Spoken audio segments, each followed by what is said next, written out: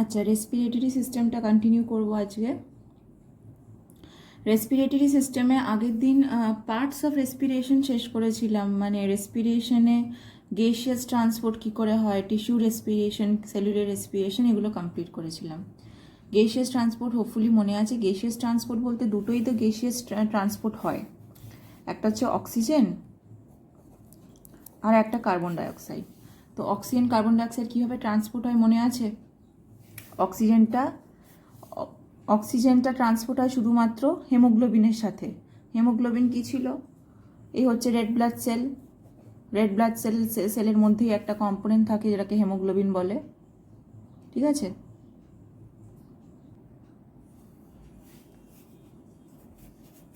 Haemoglobin একটা component বলতে এটা কি? এটা একটা প্রোটিন, ঠিক আছে? হেমোগ্লোবিনের এই যে গ্লোবিনটা এক ধরনের প্রোটিন, আর গ্লোবিন এক ধরনের প্রোটিন, আর হেম হচ্ছে আয়রন। তো এই আয়রন একটা প্রোটিন মিলিয়ে হেমোগ্লোবিন নামক একটা কম্পোনেন্ট আরবিসির ওপরে থাকে, আরবিসির মধ্যে। আর হেমোগ্লোবিনের স্পেশাল ক্যাপাসিটি কি? অক্সিজেন বা কার্বন ডাইঅক্সাইডের সাথে আটকে যাওয়া। শুধু অক্সিজেন কার্বন ডাইঅক্সাইড না, কার্বন মনোঅক্সাইডের সাথেও ও জুড়ে যেতে পারে। ইনফ্যাক্ট কার্বন মনোঅক্সাইডের সাথে কম্বাইন করার অ্যাফিনিটি হেমোগ্লোবিনের সব থেকে বেশি। আমাদের জন্য দরকারি অক্সিজেন, সো অ্যাকচুয়ালি কিন্তু হেমোগ্লোবিনের দেখতে গেলে অক্সিজেনের সাথে জুড়ে যাওয়ার অ্যাফিনিটি সব থেকে বেশি হওয়া উচিত, but it's not true. Carbon মনোঅক্সাইডের সাথে সব থেকে বেশি হয়। ওই জন্য কোথাও আগুন টাগুন, কোনো বন্ধ ঘরে আগুন টাগুন লেগে গেলে, কোনো আগুন লাগা অবস্থায় যদি আটকে যায়, তো আটকে গেলে কি হয়, মানে ইনকমপ্লিট কম্বাশন হয়। একটা বন্ধ ঘরে যখন আগুন লেগে গেছে, আচ্ছা কম্বাশন কিসের জন্য হয়? কম্বাশন হয় অক্সিজেনের সাপোর্টে। Oxygen suppose combustion. So combustion, একটা বন্ধ ঘরে যদি আগুন লেগে থাকে, সেখানেও নিশ্চয়ই অক্সিজেন তো ছিলই। বন্ধ ঘর যতই হোক, একটা মানুষ তো তার মধ্যে বসে আছে, তো সে বেঁচে আছে মানে অক্সিজেন তো আছেই, কিন্তু ইনাফ নেই। বন্ধ ঘর হলে কি হবে? ইনাফ অক্সিজেন নেই আগুনটা জ্বলার জন্য। তো তখন কি বলা হয়? ইনকমপ্লিট কম্বাশন, ঠিক আছে? Incomplete combustion.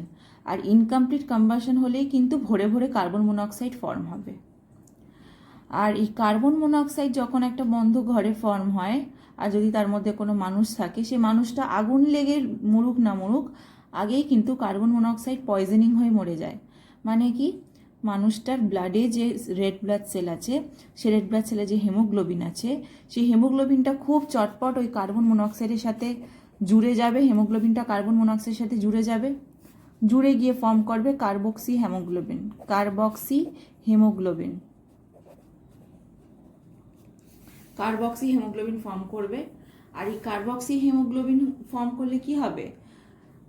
তোর বডিতে, সেই মানুষটার বডিতে যত রেড ব্লাড সেল আছে, আর সেই রেড ব্লাড সেলের যত হিমোগ্লোবিন আছে, তারা যদি ফটাফট কার্বন মনোঅক্সাইডের সাথে জুড়ে যায়, বললাম না কার্বন মনোঅক্সাইডের সাথে জুড়ে যাওয়ার অ্যাফিনিটি প্রচণ্ড বেশি, মানে খুব তাড়াতাড়ি কম্বাইন করবে। তো যদি অত তাড়াতাড়ি কার্বন মনোঅক্সাইডের সাথে জুড়ে যায়, তাহলে there will be no red blood cell বা there will be no haemoglobin left to combine with oxygen. তো তাহলে তোর বডিতে অক্সিজেন ডেফিসিয়েন্সি হয়ে যাচ্ছে, বিকজ সবাই কার্বন মনোঅক্সাইডের সাথে জুড়ে যাচ্ছে, অক্সিজেনের সাথে কেউ জুড়তেই পারছে না। এই ডেফিসিয়েন্সি হয়ে যাওয়ার জন্য, তোর বডিতে অক্সিজেনের ডেফিসিয়েন্সি হয়ে যাওয়ার জন্য মানুষটা এমনি মরে যাচ্ছে, ঠিক আছে? আগুন লাগুক না লাগুক। So what I was telling is, haemoglobin অক্সিজেনের সাথেও জোরে, কার্বন মনোঅক্সাইডের সাথে জোরে, কার্বন ডাইঅক্সাইডের সাথে জোরে। অক্সিজেনের সাথে যখন জোরে, তখন সেটাকে অক্সি হেমোগ্লোবিন বলা হয়, তাই তো?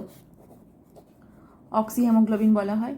আর কার্বনটা, এটা হচ্ছে গেসিয়াস ট্রান্সপোর্ট, ব্লাডে গেসিয়াস ট্রান্সপোর্ট এইভাবে হয় অক্সিজেনটা। কার্বন ডাইঅক্সাইডের গেসিয়াস ট্রান্সপোর্ট কীভাবে হয়? একটা হচ্ছে হিমোগ্লোবিনের সাথে জুড়ে, একটা তো হেমোগ্লোবিনের সাথে জুড়ে, আর একটা কার্বনেটস দিয়ে ট্রান্সপোর্ট হয়। বলেছিলাম আগের দিন যে কার্বনিক, আমি আর ডিটেলসে যাচ্ছি না। যদি মনে হয় যে আমি ভুলে গেছি, যদি মনে করিস যে মনে পড়ছে না, তাহলে আগের ভিডিওটা কিন্তু দেখে নিস, আর ডিটেলসে আমি যাব না। তো কার্বনিক অ্যানহাইড্রেস হেমোগ্লোবিন সিক্রিট করে, যেটার জন্য কার্বনিক অ্যানহাইড্রেস কী করে? সব কার্বন ডাইঅক্সাইডগুলোকে নিয়ে কার্বনেটস ফর্ম করে দেয়, ঠিক আছে? আর এই কার্বনেটসগুলো যখন ফাইনাল লাংসে যায় আবার কার্বনিক অ্যানহাইড্রেটস কার্বনেটসগুলোকে কার্বন ডাইঅক্সাইড করিয়ে দেয়, আর লাংসে কার্বন ডাইঅক্সাইড করে দিলে কার্বন ডাইঅক্সাইডটা লাংস দিয়ে বেরিয়ে নাক দিয়ে বেরিয়ে বাইরে চলে যায়। ঠিক আছে, এই ছিল গ্যাসিয়াস ট্রান্সপোর্ট। আচ্ছা, ওই পাতাতেই আছে where does respiration occur in a sell.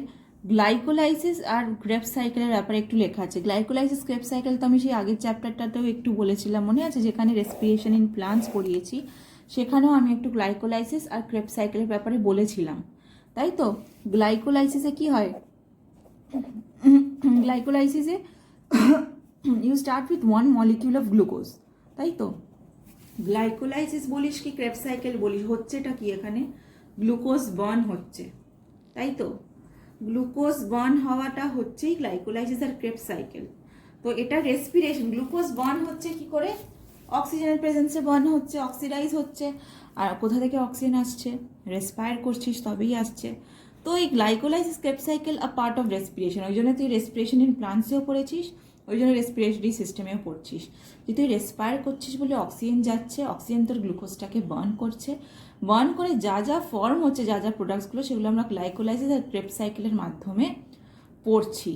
ঠিক আছে, গ্লাইকোলাইসিসটা আর তারপরেই ঢোকে গ্লাইকোলাইসিসটা প্রথমে গ্লুকোজটা ব্রেকডাউন করে। You take one molecule of glucose, ঠিক আছে?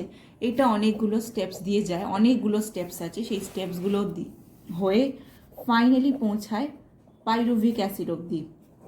পাইরুভিক অ্যাসিড ফর্ম করে, ঠিক আছে? পাইরুভিক অ্যাসিড ফর্ম করে। আচ্ছা, এই গ্লাইকোলাইসিসটা হয় কোথায়? আমি লোকেশন বলেছিলাম, সাইটোপ্লাজমে। দুটো লোকেশন খুব ইম্পর্টেন্ট, আর কিছু হয়তো ডিটেলসে তোদেরকে দেবে না, বাট লোকেশন খুব ইম্পর্টেন্ট। গ্লাইকোলাইসিস সাইটোপ্লাজমে হয় আর ক্রেবস সাইকেল মাইটোকন্ড্রিয়াতে হয়, ঠিক আছে? আর একটা কথা আমি বলেছিলাম, ক্রেবস সাইকেলটা হয় এরোবিকদের মধ্যে। গ্লাইকোলাইসিসের পর কি আছে? Krebs cycle. পাইরুভিক অ্যাসিডটা থেকে শুরু হয়, ঠিক আছে? আর ক্রেবস সাইকেলটা কোথায়? মাইটোকন্ড্রিয়ায়। গ্লাইকোলাইসিসে তাহলে একটা গ্লুকোজ মলিকিউল পাইরুভিক অ্যাসিড হচ্ছে, আর এই পাইরুভিক অ্যাসিডটা ক্রেবস সাইকেলে ঢুকে যাচ্ছে to be converted into carbon dioxide, ঠিক আছে? একটা জিনিস বুঝতে হবে, গ্লাইকোলাইসিস কিন্তু অ্যানারোবিক্যালিও হতে পারে, অ্যারোবিক্যালিও হতে পারে। আমাদের বডিতে অ্যানারোবিক্যালি হয়, মানে অ্যানারোবিক্যালি হয় মানে গ্লাইকোলাইসিস অ্যাকচুয়ালি হতে পারে এরোবিক্যালি, বাট দরকার পড়ে না। গ্লাইকোলাইসিসে অক্সিজেনের দরকারও পড়ে না। So even if I am giving it oxygen, like আমাদের বডিতে ব্লাডে অলওয়েজ অক্সিজেন আছে, তো অক্সিজেন তো অলওয়েজ ঘুরে বেড়াচ্ছে আমাদের ব্লাডে, কিন্তু তবুও গ্লাইকোলাইসিস হওয়ার সময় কোনো অক্সিজেন ইউজ হচ্ছে না। তাহলে অ্যানএরোবিক অর্গানিজমেও হতে পারে গ্লাইকোলাইসিস, বিকজ ওরা তো অক্সিজেন ওদের বডিতে এমনিও নেই। আর এরোবিক অর্গানিজম লাইক আস, আমাদের বডিতেও গ্লাইকোলাইসিস হচ্ছে বিকজ অক্সিজেন থেকেও কোনো দরকার পড়ছে না, ঠিক আছে? ক্রেবস সাইকেলে কিন্তু অক্সিজেন অলওয়েজ রিকোয়ার্ড, তাই ক্রেবস সাইকেল কিন্তু অ্যানএরোবিক অর্গানিজমের মধ্যে হবেই না, বিকজ এর body do not serve for oxygen, কোনো অক্সিজেনই থাকে না ওদের বডিতে। আমাদের মতো মানুষের বডিতে তাহলে আগে গ্লাইকোলাইসিস দিয়ে শুরু হলো, গ্লুকোজটা ভাঙলো, ভেঙে পাইরুভিক অ্যাসিড হলো, অ্যানারোবিক্যালি হলো।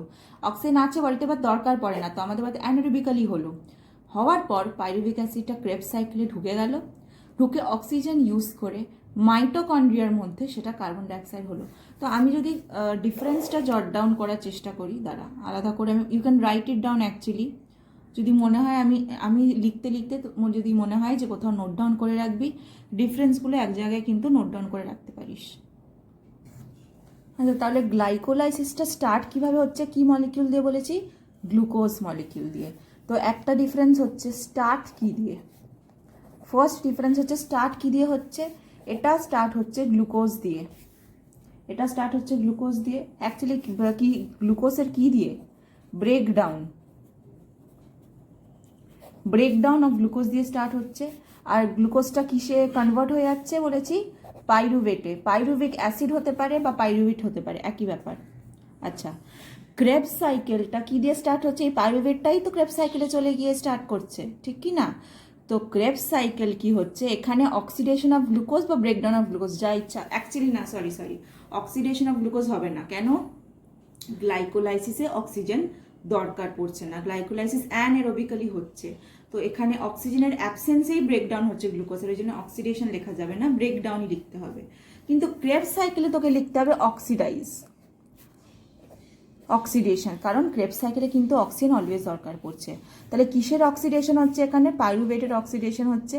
আর আগের পাতাতেই বললাম কি ফর্ম হচ্ছে, কার্বন ডাইঅক্সাইড ফর্ম হচ্ছে। তাহলে এটা একটা ডিফারেন্স হলো, ঠিক আছে। আচ্ছা, আর একটা জিনিস লিখতে পারিস, তো গ্লাইকোলাইসিস তো তোরা ডিটেলসে এখন পড়ছিস না, তো ওই জন্য জানিস না যে প্রত্যেকটা স্টেপে কি কি ইভলভ হয়।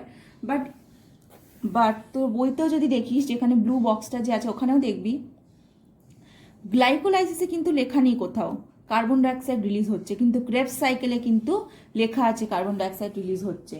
সো বিকজ এটা হচ্ছে একটা ডিফারেন্স, কার্বন ডাইঅক্সাইডটা একটা ডিফারেন্স। এখানে কিন্তু নো কার্বন ডাইঅক্সাইড ইভলভড,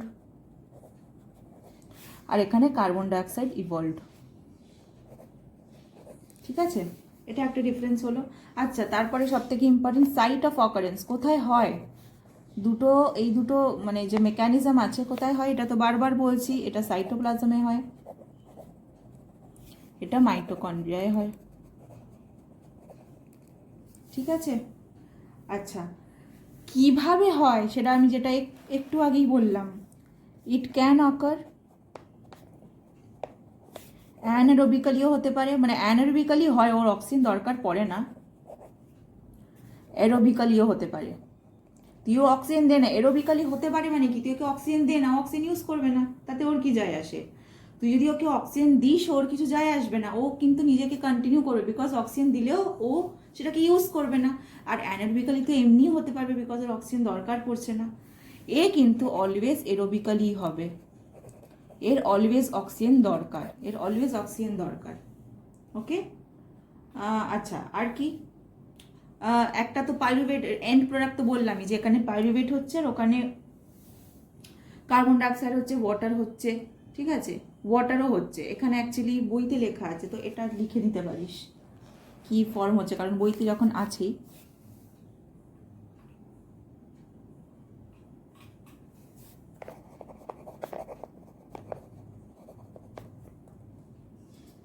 এখানে পাইরুভেট ফর্ম হচ্ছে, প্রথমেই বলেছি। এইখানে ফর্ম হচ্ছে carbon dioxide and water, carbon dioxide and water. That Krebs সাইকেলের আন্ডারে দেখ লেখা আছে step by step breakdown of pyruvic acid or lactic acid. Lactic acid কেন? এনি আইডিয়া ল্যাকটিক অ্যাসিড কেন? বিকজ যদি দেখ, গ্লাইকোলাইসিসে আমি কি বললাম, breakdown of glucose into pyruvate হচ্ছে অ্যানারোবিক্যালি, গ্লুকোজটা পাইরুভেট হয়ে যাচ্ছে অ্যানারোবিক্যালি, কোনো অক্সিজেন দরকার পড়ছে না। বাট পাইরুভেট হওয়ার পর সেটা এরোবিক অক্সিডেশনে ঢুকে যাচ্ছে, তো পাইরুভেট হওয়ার পর সেটা এরোবিক মানে অক্সিজেনের প্রেজেন্সে ঢুকে যাচ্ছে। বাট এরকম যদি হয় যে পাইরুভেট হওয়ার পরও ও অক্সিজেন পেল না, তাহলে তো এরকমভাবে অক্সিডেশন অফ পাইরুভেট হবে না, অক্সিডেশন অফ পাইরুভিক অ্যাসিড হবে না। তখন কি ফর্ম হবে? মানে এইখানে পাইরুভেটও ফর্ম হতে পারে, এটাই এখানে অ্যাকচুয়ালি আমার বলা উচিত ছিল যে এখানে পাইরুভেটও ফর্ম হতে পারে, পাইরুভিক অ্যাসিডও ফর্ম হতে পারে, বা ল্যাকটিক অ্যাসিডও ফর্ম হতে পারে। কেন ল্যাকটিক অ্যাসিড? পাইরুভেটটাই অ্যাকচুয়ালি পরে ভেঙে যায়। ইনফ্যাক্ট তোর বইতেও আছে গ্লাইকোলাইসিসের আন্ডারে যে পাইরুভিক অ্যাসিডটাই পরে ভেঙে যায় ইথানল বা ল্যাকটিক অ্যাসিডে। মনে করে দেখ, ল্যাকটিক অ্যাসিড কখন ফর্ম হয় আমাদের মাসেলসে? যখন আমাদের মাসেলস টায়ার্ড হয়ে গিয়ে অ্যানারোবিক অক্সিডেশন করে, আর সেটাই তো গ্লাইকোলাইসিস মানে বারবার কি বলছি, অ্যানারোবিক্যালি হয়ে যাচ্ছে। তাহলে আমাদের বডিতে গ্লাইকোলাইসিস হওয়ার জন্য শেষমেশ কি ফর্ম হওয়ার কথা? ল্যাকটিক অ্যাসিড, বিকজ এটা অ্যানারোবিক। প্লান্টসের জন্যও যেহেতু সেটা অ্যানারোবিক হচ্ছে, শেষমেশ কি ফর্ম হওয়ার কথা? ইথানল। তো পাইরুভেট তো হচ্ছে, কিন্তু পাইরুভেট হওয়ার পর সেটা ইথানল বা ল্যাকটিক অ্যাসিডে ডিভাইড মানে ভেঙে যায়। আবার অ্যানিমালস হলে ল্যাকটিক অ্যাসিড, আমাদের মতো অ্যানিমালস হলে যেমন মাসেলসে, মাসেলস যেমন ল্যাকটিক অ্যাসিড হয়ে যাচ্ছে, তো ল্যাকটিক অ্যাসিড হবে, আর প্লান্টস হলে ইথানল হয়ে যাবে। ঠিক আছে, এবার এই পাইরুভেটটা কার্বন ডাইঅক্সাইড হতে পারে, যদি পাইরুভেট থাকে সেটা কার্বন ডাইঅক্সাইড হবে, বা যদি পাইরুভেট থেকে ল্যাকটিক অ্যাসিড ভেঙে গিয়ে থাকে সেই ল্যাকটিক অ্যাসিডটা কার্বন ডাইঅক্সাইড হবে। ঠিক আছে, এটা এমন কিছু ইম্পর্টেন্ট না, আমি জাস্ট এই খুব ছোট একটা বক্সে লেখা আছে, আমি তাও জাস্ট আলাদা করে ডিফারেন্সগুলো লিখিয়ে দিচ্ছি, বাই চান্স যদি ডিফারেন্স আসে লিখতে পারবি। বেসিক্যালি এটুকু তুই জেনে রাখ যে এটা অ্যানারোবিক্যালি হচ্ছে, এটা এরোবিক্যালি হচ্ছে, এটুকু জেনে রাখলেই হবে। ঠিক আছে, কার্বন ডাইঅক্সাইড অ্যান্ড ওয়াটার, কারণ এইগুলো অ্যাকচুয়ালি খুব ডিটেলসে আছে, এগুলো ক্লাস 11-এ আছে ডিটেলসে, এটার পুরো চেন পড়তে হবে, এটার গোটা এটা একটা গোল চেন আছে, তো ওই চেনগুলো না পড়লে অত ডিটেলসে তো যাওয়া যাচ্ছে না। ওকে, আচ্ছা, এখানে এটিপি প্রডিউস অবভিয়াসলি বেশি হয়, এটা এরোবিক অক্সিডেশন, তো এটা এরোবিক বলে এখানে এটিপি আছে, এটিপিতে যাওয়ার দরকার নেই, ওই কটা এটিপি তোদের বইতে নেই যখন, দরকার নেই এটিপি। আর কি বলা যায়,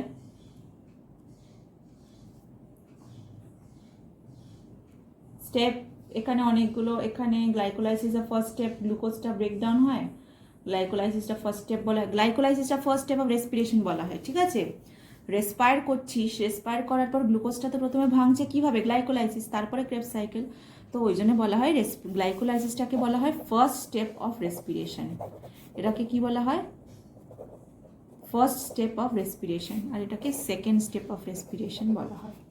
আর কিছু এখানে ডিফারেন্স পড়ার মতো নেই। আচ্ছা, বইতে একবার দেখে নে, আমি বইটা ফলো করছি, একবার দেখ। Where does respiration occur in a cell? The cellular respiration occurs in two main phases at two different places inside the cell. Glycolysis, breakdown of glucose, occurs in cytoplasm outside the mitochondria, mention করেছি। Breaks down into ethanol breakdown into pyruvic acid which further breaks down into ethanol। আচ্ছা, প্রথমে pyruvic acid হচ্ছে বা pyruvate হচ্ছে, যেটা further breakdown করে ethanol হচ্ছে, lactic acid হচ্ছে। বারবার যদি কনফিউশন হয় ইথানল হচ্ছে কেন, ল্যাকটিক অ্যাসিড হচ্ছে কেন, ঠিক তার পরের লাইন দেখ কি লেখা আছে গ্লাইকোলাইসিসে, অ্যানএরোবিক, আর অ্যানএরোবিক হলে অবশ্যই তো হবে ইথানল ল্যাকটিক অ্যাসিড, তো আগেও পড়েছিস, আগের চ্যাপ্টারেও পড়েছিস, এই চ্যাপ্টারেও পড়েছিস। ঠিক আছে, অ্যানারোবিক নট রিকোয়ারিং অক্সিজেন, তারপরেই আছে ভেরি লিটিল এনার্জি রিলিজড, এটা রেসপিরেশন ইন প্লান্টসেই পড়েছিলি, মনে আছে, যেখানে অ্যানারোবিক অক্সিডেশন হচ্ছে সেখানে মাত্র দুটো এটিপি প্রডিউস হচ্ছে, কারণ অ্যানারোবিক রেসপিরেশন হওয়া মানে অক্সিজেনের অ্যাবসেন্সে রেসপায়ার হওয়া, আর রেসপিরেশন হওয়া ইনকমপ্লিট ব্রেকডাউন হওয়া, যখনই অক্সিজেনের অ্যাবসেন্সে কোনো ব্রেকডাউন হচ্ছে সেটা ইনকমপ্লিট হচ্ছে, আর ইনকমপ্লিট হলেই কম এনার্জি রিলিজ হবে, তো ওই জন্য লেখা আছে very little energy released. Okay, আচ্ছা, তারপরে চলে যাচ্ছি ক্রেবস সাইকেলে। Occurs inside mitochondria, needs oxygen, step by step breakdown of pyruvic acid or lactic acid to produce ATP and carbon dioxide. শুধুমাত্র ল্যাকটিক অ্যাসিড, কেন ইথানল এখানে নেই কেন, শুধুমাত্র পাইরুভিক অ্যাসিড আর ল্যাকটিক অ্যাসিড লেখা আছে, ইথানল নেই কেন, বিকজ এই ক্রেবস সাইকেলটা গাছের মধ্যে হয় না সেভাবে। ঠিক আছে, ওই জন্য ইথানল দেওয়া নেই। Hydrogen ions released in the cycle are removed through the oxygen supplied by forming water. ঠিক আছে, হাইড্রোজেন আয়ন্সগুলো বেরিয়ে যায় কি করে, অক্সিজেন তো আছেই, অক্সিজেন সাপ্লাই তো হচ্ছে, অক্সিজেন আর হাইড্রোজেনটা মিলে গিয়ে ওয়াটার ফর্ম করে ওয়াটারটা বেরিয়ে যাচ্ছে, আর তারপরে মাচ এনার্জি প্রডিউসড।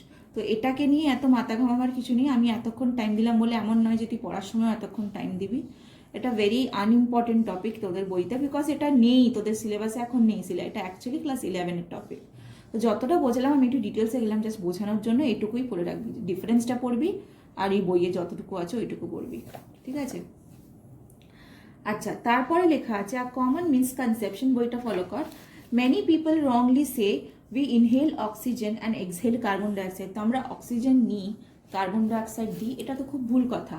আমি তো হাওয়ার মধ্যে দেখতে পাচ্ছি না কোন কোন মলিকিউলগুলো অক্সিজেন, আর আমি তো বলতে পারছি না অক্সিজেন মলিকিউলগুলো শুধু তোরাই আমার নাকের মধ্যে ঢোক আর বাকি কেউ ঢুকবি না, সেরকম তো হয় না।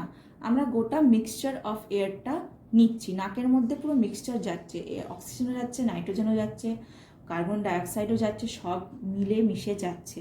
ঠিক আছে, তো এমন নয় আমরা অক্সিজেন নিচ্ছি কার্বন ডাইঅক্সাইড দিচ্ছি, এটা বলা যায় যে আমরা এয়ার নিচ্ছি যেটা rich in oxygen and less and low in carbon dioxide, মানে যেই এয়ারটা আমরা নিচ্ছি প্রচুর অক্সিজেন ওর মধ্যে আছে আর কম কার্বন ডাইঅক্সাইড আছে।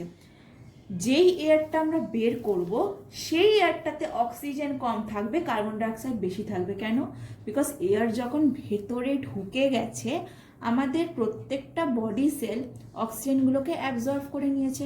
ওই জন্য যখন মিক্সচারটা আমরা বের করছি ওর মধ্যে অক্সিজেন কমে যাচ্ছে, ঠিক আছে? ওই জন্য যখন আমরা এয়ারটা বের করছি নাক দিয়ে তখন অক্সিজেন অনেক কম আছে আর কার্বন ডাইঅক্সাইড বেশি আছে, ঠিক আছে? আচ্ছা, এবার চলে যাচ্ছি রেসপিরেটরি অর্গ্যানসে। আচ্ছা, এখানটা দেখ, এখানটা তো এমনি লিখে বোঝাবার কিছু নেই। এখানটা respiratory organs, breathing. The respiratory system in humans consist of air passages, nose, pharynx, larynx, trachea, bronchi and the lungs. তো এইসবগুলো নিয়ে respiratory organs. The nose, the external part of nose bears two nostrils, দুটো যে holes আছে সেগুলোকে nostrils বলে। Separated by a cartilaginous septum, দুটো হোলসের মাঝখানে যে শক্ত পার্টটা আছে সেটাকে কার্টিলেজিনাস সেপ্টাম বলে। কার্টিলেজিনাস কেন? কারণ ওটা কার্টিলেজ দিয়ে বানানো। What is cartilage? কার্টিলেজ হচ্ছে সফট বোন, ঠিক আছে? আচ্ছা, the hairs present in the nostrils prevent large particles from entering the system. তো ভেতরে হেয়ার্স থাকে যেগুলো ডাস্ট পার্টিকলসগুলোকে স্টপ করে ভেতরে যাতে লাংসের মধ্যে না চলে যায়। The two nostrils open into a pair of nasal chambers. The inner lining of the nasal chambers perform three functions. It warms the air as it passes over, warm করে, and it adds moisture to the air. Its mucus secretion entraps harmful particles. তাহলে ভেতরে যে এয়ারটা যাচ্ছে worm করছে, moisture add করছে, আর harmful particles আটকে নিচ্ছে। আর additional function কি নাকের? স্মেলের। আমরা স্মেলও করতে পারি নাক দিয়ে, শুধুমাত্র যে হার্মফুল পার্টিকলস আটকায় শুধু সেটা না, আমরা স্মেলও করতে পারি। শুধু জানাই আছে, নতুন কিছু না।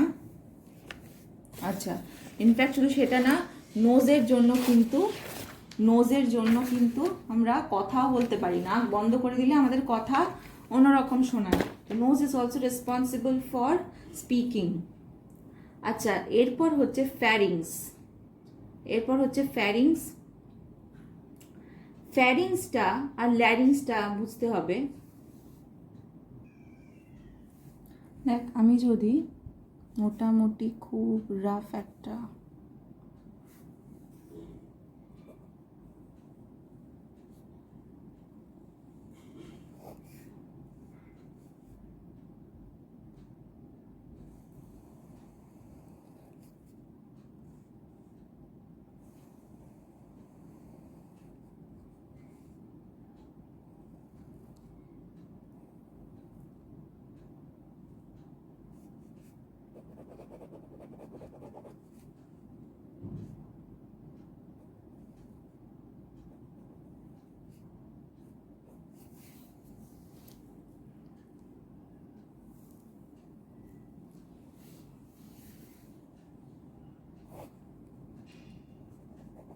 এটা উইন্ডপাইপকে ট্র্যাকিয়াও বলা হয়।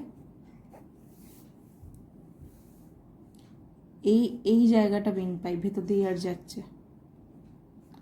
এটা ফুড পাইপ,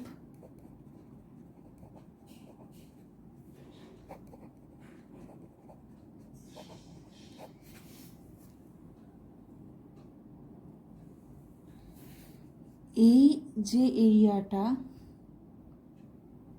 দেখতে পাচ্ছিস এইখানটাই আছে ফ্যারিংস। এখানটা এই এরিয়াটাকেই বলা হয় ফ্যারিংস। একটা ক্যাভিটি, একটা ওপেন এরিয়া, এই এরিয়াটাকে বলা হয় ফ্যারিংস। দেখ, এখান দিয়ে নাক দিয়ে যে হাওয়াটা নিচ্ছিস সেটাও এই এরিয়াটা দিয়ে পাস করে এখানে চলে যাচ্ছে। আর মুখ দিয়ে তুই যে খাবারটা খাচ্ছিস সেটাও কিন্তু আগে এই এরিয়াটা দিয়ে পাস হতে যাচ্ছে, কিন্তু সে এইখানে চলে যাচ্ছে। ফুড পাইপ দিয়ে ফুড ঢুকে যাচ্ছে, উইন্ড পাইপ দিয়ে উইন্ড ঢুকে যাচ্ছে। কিন্তু ফুড বলিস কি এয়ার বলিস, দুজনকেই পাস করতে হচ্ছে কোন এরিয়া দিয়ে? এই মাঝখানের এই এরিয়াটা দিয়ে, যেটাকে বলা হচ্ছে ফ্যারিংস। তাহলে ফ্যারিংস কি? ফ্যারিংস হচ্ছে একটা কমন এরিয়া। যেটার মধ্যে দিয়ে উইন্ডও চলে যাচ্ছে, যেটার মধ্যে দিয়ে ফুডও যাচ্ছে, ঠিক আছে? তো common passage for what? Air and food. দুটো টিউব এখান দিয়ে বেরোচ্ছে, একটা হচ্ছে ট্র্যাকিয়া। ফ্যারিংস থেকে দুটো টিউব বেরোচ্ছে, তো ফ্যারিংসের পর দুটো টিউবে ভাগ হয়ে যাচ্ছে, একটা হচ্ছে ট্র্যাকিয়া যেটা উইন্ড পাইপ, আর এই ফ্যারিংসের পর আরেকটা যে টিউব হচ্ছে সেটা ফুড পাইপ বা ইসোফ্যাগাস। ঠিক আছে? আচ্ছা, এই যখন ফুড পাইপটা ইউজ হচ্ছে না,